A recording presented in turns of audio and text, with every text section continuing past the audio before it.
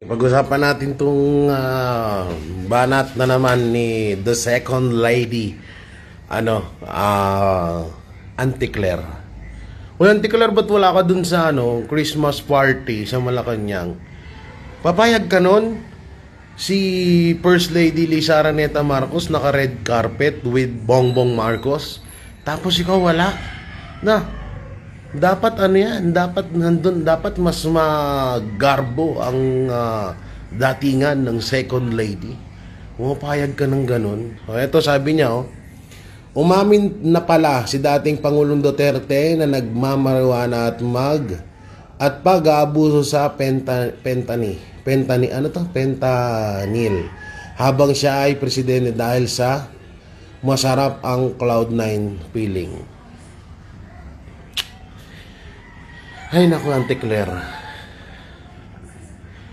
Kaya nagigits ko yung nararamdaman ng mga lawyer ngayon na kinakahiya kanila bilang sakop ka sa mga kagalang-galang na lawyer sa Pilipinas.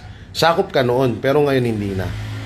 Tangina, ang fentanyl nire-recommenda at nire-reseta yan ng doktor.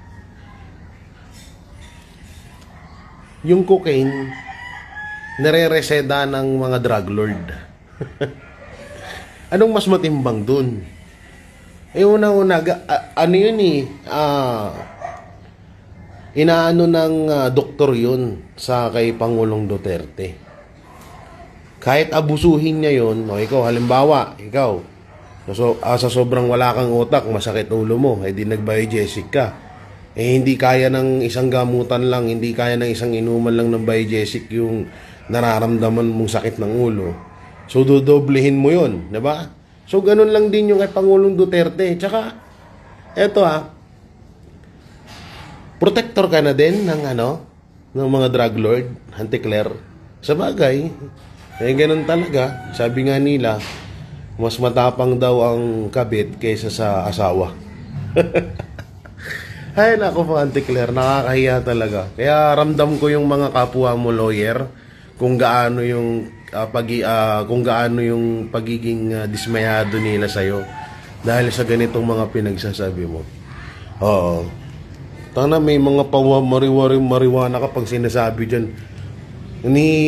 Halos halongkating ko yung mga video ni Pangulong Duterte, wala. Tsaka kung meron man, alam naman na natin na si Pangulong Duterte mahilig talaga magbiro.